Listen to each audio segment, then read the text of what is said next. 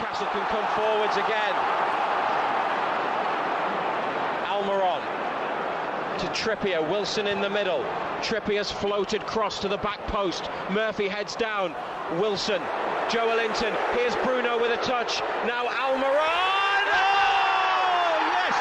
He's only gone and done it again. Miguel Almiron with a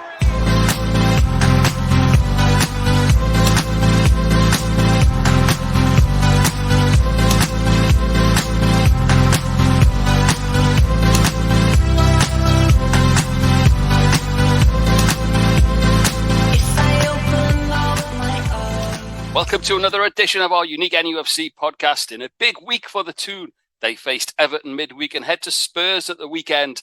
So who better to chat about that than a man that's played both clubs, made over 200 top-flight appearances for them both. But before we hear from today's guest, a massive week of football for Newcastle AK. A big 4 points, a goal at two clean sheets, one at Old Trafford, and then a win against Everton midweek. Yes, the Everton match, I didn't get to see the whole thing. As you know, I follow like about 5 or 6 matches at the same time, flicking between all of them. But from what I saw, and from what you've told me, is the first half was very good. You know, like a lot of chances, a fantastic goal, absolutely superb goal by Almiron. I've seen the highlight competition. I think he's you know what, and ever since. I don't know if I was to say I criticized him ever since I said, you know, we demand more input from him. He's been banging in the goals, you know. Although I was a lot nicer about it than Jack Grealish. I know I said it. You know, I was just saying that he's got all the talent. Let's see, you know, more contributions when Callum Wilson is not scoring the goals. We need more contributions from the supporting players. Proves they listen to this podcast. Yeah, they listen to it. He listened to me, so that was brilliant. And you know, I think there's although Everton played a lot better in the second half, you know, and Newcastle didn't have as much control. And again, from what you're telling me, Bruno, maybe one of his quieter games in the second half. You know, they figured him out. Yeah, I mean, I still think it's a fantastic result. You know, it's you know, just a win is a win. And again, you know, a few weeks ago we were complaining about too many draws that needs to be turned into win. This could have been one that could have gone the other way. You know, leading and just like a giveaway goal. So 3 points in the end is great. The Manchester United game as well.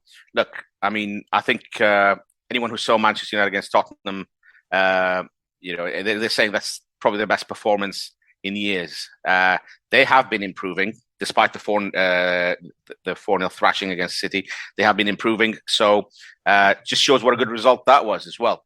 I know some people were saying, you know, Newcastle could have gone for it a little bit more and all that. You know, honestly, in hindsight, 0-0 at Old Trafford was a very good result.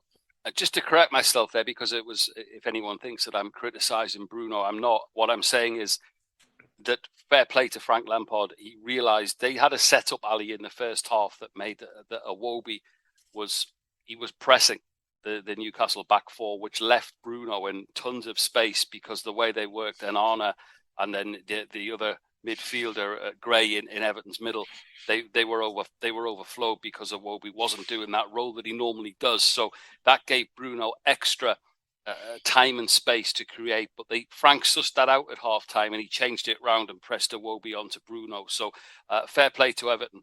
They look better.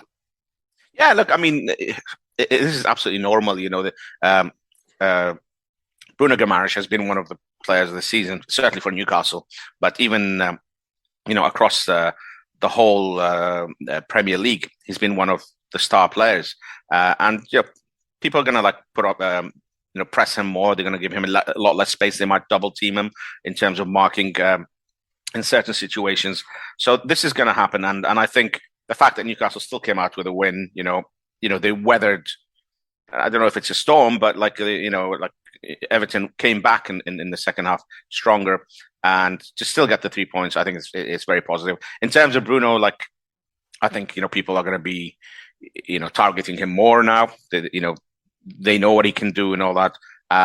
And look, I mean, I'm sure Eddie Howe and Bruno himself will realize that. And I think, you know, they'll utilize that. You know, if people are going to concentrate on him, it gives others more space. You I think he'll be okay. A fair play to the referee last night. They get criticised, but he literally saw what was going to happen. 38 seconds for a yellow card for Dominic Calvert-Lewin, who literally went through Bruno from the off. That stopped all of that. So fair play to the ref. Okay, earlier this week I was lucky enough to catch up with Vinny Samways. Who better to reflect on that Everton result and preview Spurs away than the man himself? This is what he had to say. So, as said, a very special guest. Who better to talk about Newcastle United's week? They've been at Everton. They head off to Tottenham. It's the player who's played for them both. Welcome to Black and White with Arab News. Vinny Samways, how are you, mate? I'm good, mate. Yourself? You're very well. Well, we're chipper because, we went to Man United. We got a decent draw there, I think, at Old Trafford, a 0-0 draw.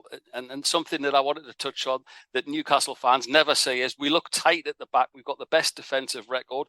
They beat Everton, your old team, at home midweek, 1-0. Good game that was. And then they head to Spurs. So first things first, that Everton game was pivotal for us in staying in the top six. But it's a while since we chatted, Vinny. So I'd love to get your thoughts on Newcastle and since we last met. I mean, what a change, what a transformation. Yeah, it's been amazing. What is it, 7, 8, 9 months? Yeah. Since obviously the takeover, I think it was always going to be a great buy for somebody who went in there with ambitions, because everybody knows the size of Newcastle as a club. The support they have is amazing, and it just needed a group to go in there with aspirations to say, yeah, we can be in the top six, and over time, possibly challenging the top four. Will it happen overnight? No, but they've made great strides. I think they've made some very good signings. And my prediction would be in the next 4 or 5 years, they will be regularly challenging for top six, top four. And you never know beyond that. Like Eddie Howe said the other day, the club has no ceiling. Financially, they're in an amazing place. Okay, there's a financial fair play, which they have to abide to and correctly. Yeah. But I'm sure they'll find some shrewd signings, and they will attract people now. It would be easy. It's easier for them to attract top players because the ambition the club's got. And a boy that you'll know, Kieran Trippier started that ball rolling. When you get the likes of him going, and other players think, "Hey, I'm going to follow suit as well." Well, I think Kieran's a very, very good fullback. He's arguably one of the best in the Premier League, England international, and like you said, he started the ball rolling because he was like a marquee signing for him, and then it'll be, I would presume, it'll be onwards and upwards, and that statement of no ceiling, that says it all. I've got to ask you, Vinny, because quite a few of your colleagues from around the time that you played at such a high level, they all had opinions on it. There was quite a few eyebrows raised when Eddie Howe was given the job. He sort of proved a few early doubters wrong with his style commitment. And we all know that Newcastle fans love to attack, but I can't remember in the 40 years that I've gone a more solid back four. They've got the best defensive record so far in the Premier League. It's quite incredible. Well, I think, I think there was obviously a few eyebrows raised when Eddie Howe got the job, because I think if we all were going to be honest, he probably wasn't their first choice. But I think he done a marvellous job at Bournemouth. Always played attractive football, and like you said, the Newcastle supporters, of course, they want to win games. That's fundamental, and that's the most important thing. But they want to win it with a bit of style as well. Which, if you go back to the famous Kevin Keegan time, I mean, it was like, that was more like, you'll score 3, but we'll score 4. That kind of scenario. It wasn't good for people think it was good for the fans. You players all thought it was good for the fans. It wasn't. It had me a nervous wreck week in, week out. No, I'd imagine it would have. But I mean, for the neutral, it was amazing to watch. You know what I'm saying? Because it was so entertaining. And I think nowadays, if you want to be a top team, a top club, you're vit on it. You have to have a good defence. And once it starts there, then you've got every chance, because then you can build from there. It's great having the best centre forward in the world and great midfielders, but if you've got a leaky back four, you're putting so much pressure on yourselves. Absolutely. Listen, a man that I followed and, watched you play in the role I'm about to discuss. So I've got who better to comment on it. But I mean, for me, we had Lindsay Hipgrave on here last week, and BT Sport, yes, but Premier League. But she does love the tune. But she was quite surprised when I told her that for me, I think Bruno Guimaraes is possibly the finest midfielder I've seen in a Newcastle shirt. Wow, that's a big statement. But listen, you're in a good position to say that. One thing I would say is that I am surprised that he's adapted so quickly, because it's not easy, the Premier League, that's for sure. Yeah. One thing I would be wary about, and obviously the Newcastle supporters probably won't like it, is when now you've got the likes of Real Madrid, and if Real Madrid are looking, Barca will be looking, they'll all be looking. But what they can offer him, number one, is the best league in the world. Number two, the ambition of the club is obviously going through the roof. So they possibly can offer him what he's looking for. Okay, I do understand, especially being a South American, when a Barca or Madrid start showing interest, heads turn. But I can honestly say I think he's top class. He is, and again, so hopefully, if they listen to you, Vinny, and get those, if they're challenging in that 4 or 5 years, hopefully Bruno will still be a part of it. Let's look ahead to Spurs on Sunday. It's always a great game. Spurs and Newcastle has been down the years. I know you've been involved in that fixture as well. It's a fixture when I go to Tottenham that fills me with a little bit of trepidation. There's been some great games down the years. Spurs had a midweek defeat as well against Manchester United. Does that play into Newcastle's benefit, or could they face a bit of a backlash, do you think? Well, Spurs obviously got beat by United, and deservedly so. I think United played very well. Spurs are in a position of third in the table without actually playing too well, to be quite honest. I don't think if you said to any Spurs supporter, like they're playing really well, I don't think they can agree on that, because at the end of the day, and Conte knows how to set a team up to win games. And if they go in front, I think they're very difficult to beat. Will they obviously start in a bit of form? I'm sure they will, but I'm sure Newcastle are going to go there believing they can get something out of the game, because they're going there, like you said, with a very solid back four. Spurs have a fantastic front three, whoever plays there, but they're not actually firing on all cylinders. They're getting results, don't get me wrong, and that's the most important thing, but they're not firing on all cylinders. So I'm sure Eddie Howe and his backroom staff and the players will believe they can get something. Of course, it's not going to be easy, for sure. You're not expecting to go to Tottenham and you're going to be obviously having a day out and it's going to be easy. Not at all. But I'm sure they're going to go there with confidence that they believe they can get something. Let's hope so. Listen, we've got a lot of younger fans now, and I say that not for you, but for me, because I'm the old presenter. And just so they know what a legend that you were, not just in the Premier League. Vitolo, who everyone will know, currently applies his trade at Atletico. He calls you his hero, and he said he watched most of your games. So you're a bit of a legend in Spain as well as the Premier League, Vinny. Yeah, he's a super lad. He's back now at Las Palmas on loan from Atletico Madrid, and an exceptional player. Been unfortunate with a few injuries over the last couple of seasons, but now he's back on his own territory because he's actually from there.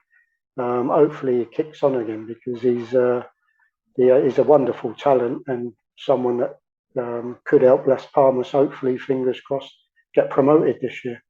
And he said what I said on our first interview with you, Vinny, on one of our other programs. He said that Vinny, he loved the tackle in Spain. Well, I just think the football in Spain and in the UK is totally different. So I'd like to think I'm more of a ball player. That's the way I was brought up at Tottenham, and that's the way I always wanted to try and play in an attractive team, playing football. But again, it's similar to Bruno, Vinny, because at the end of the day, both got an eye for a pass. Both of you got style and the goals in you, but hard to move off the ball. So I think that's the best of both worlds. Probably why I love Bruno so much. So listen, I can't let you go without getting a prediction. And it won't be one our Toon fans want to hear. But listen, we get the opposition on every now and then so that we can, we're not listening to everything through black and white spectacles. So give us a score for Sunday, Spurs, Newcastle. Okay. But please, guys, accept my apologies because I don't mean it in a nasty way, and I wish you all the best for the rest of the season. But I'm going for, unfortunately, 2-0 to Spurs. 2-0 to Spurs, to the Lily Whites, his beloved Lily Whites, and he wishes us best for any other game apart from what you call St James's. Any other game, and I hope you generally finish in the top 4. You may surprise people. You may get in the top 6. I mean, and hopefully you may challenge for top 4. But I'm sure in the next few years you're going to be a force to be reckoned with. A lot to look forward to, and we'd love you to come back on and share in that joy. Listen, it's been a pleasure as always. The one and only Vinny Samways. You're more than welcome. Ali, what a player that Vinny Samways was, by the way. He makes some excellent points ahead of the visit to Spurs, but I must say I'd be happy going there avoiding defeat. Yes, I think obviously, Tottenham, they're on 23 points, 3rd in the league. However, I mean, I would say there's been a few iffy performances recently. I know the fans are getting a little bit, irritated with certain tactics. Sometimes they feel it's a little bit too defensive. A couple of the European games, and also in the match against Manchester United. United were fantastic. I think it's, like I said, it's probably one of the best I've seen them play for quite a few years, and a lot of people are saying that as well. So fair play to United, but Tottenham just did not look like they were dangerous. I don't want to say it's one of their worst performances, but usually you can rely on Harry Kane and Son to at least, when they get the ball, especially Harry Kane drops in between the spaces and all that, to create more chances, and they didn't. And so I'm not going to go as far and say this is a great time to meet them, but it was a poor performance against Manchester United. So they're not flying. I think, you said it last week, Peter. You fancy Newcastle wherever they go at the moment to put on a really, really strong performance. So I don't think like maybe last year this would have been a foregone conclusion. These are different times. I think Newcastle will go and will be looking for a win. I think in good form they'll go as well. I've been speaking to a lot of friends. I've got down Seven Sisters Way, and the odd thing is, Ali, it's exactly what you've just said. No one can put their finger on what's wrong, but there's something not right at Tottenham. It's not firing just yet. And of course, Conte said this week as well that Spurs, I don't know if he was referring to the performance against Manchester United, but he said they wouldn't win the league. Maybe it was misconstrued as playing like that, they wouldn't win the league, but he seemed to be pretty well, I mean, Pete, let's put it this way. If going on how they've played over the last few weeks, I wouldn't think that's a team that's going to win the league. You look at them, even Chelsea, you look at them again, and you say, they're inconsistent. Certainly, Liverpool have been inconsistent. We'll see what happens now. They've got a couple of wins on the trot. Will they get back to anything resembling last year? If so, then I'd fancy Liverpool to get back into the top 5, top 4, and all that. They might have left it too late now to actually win the league, even at this early stage of the season, because there's just no margin for error. They're going to have to go on a massive run, but that applies to all of the teams, But just going back to Spurs, I think you're right. It's not exactly clear, what the issue is here. They've got like a really, really strong team strong squad, and but they have. I mean, if I was to sum it up, I think they just look a little bit more defensive recently. Interesting. Now, you and I had a call this week in between launching a World Cup podcast, but more about that later. You were telling me now that you look at it from a sports editor's perspective. The league's starting to settle down, isn't it? So it's thrown up some interesting patterns, so to speak. Yes, I mean, look, one thing I remember growing up, and the great Bob Paisley, the manager of Liverpool, the great team in the 70s. He was. He always used to say. I mean, I know there were different times, and they didn't have a Man City who would, would win all their matches, and run away with the league, or a Liverpool, obviously as he was back then. Was Bob. But yeah, that was actually his team. But he always used to say, I don't look at the table till the end of October, early November. Maybe things are a little bit different now, and obviously far more importance given to it. People are being sacked after 3 or 4 matches, Pete, these days. But yeah, he used to say, end of October, November is when I start looking at the table and taking it seriously. And if you look at the table now, and it's starting to take shape, and again, maybe a few weeks ago, with all due respect, like Brighton were up there for a bit, Bournemouth were up there, Brentford as well. And it's now starting to settle. And again, so it's now the top 7 places are taken by the so-called Big Six, not a phrase that I like to use so much, but, and Newcastle. So, that says something. I think they, again, you don't want to say, right, that's it. They've broken into the top 6, into the Big Six and all that. As a Liverpool fan, Liverpool are the team in 7th. I think there's got a long way to go and all that. But it does say something in terms of like how the season is shaping up. This is the time the table starts to take. We're like more than a quarter in now. Start looking at the table, and it's taking shape. And again, sort of the ones who start off, a lot of clubs start off positively and drop off a little bit, maybe because they can't sustain it and all that. And you start getting the bigger clubs, if you want, including Liverpool, who were very poor, really, really poor, just a couple of decent results, you get in, and suddenly the table starts to look, the clubs that you expect to be at the top are at the top. And Newcastle is one of them right at the moment. They've got their invitation to that party that no one invited them to from the Big Six. Speaking of the Big Six, though, Ali, you look at it, and Newcastle out of that Big Six, there's only one team so far. They've got 3 left to play, including Spurs at the weekend.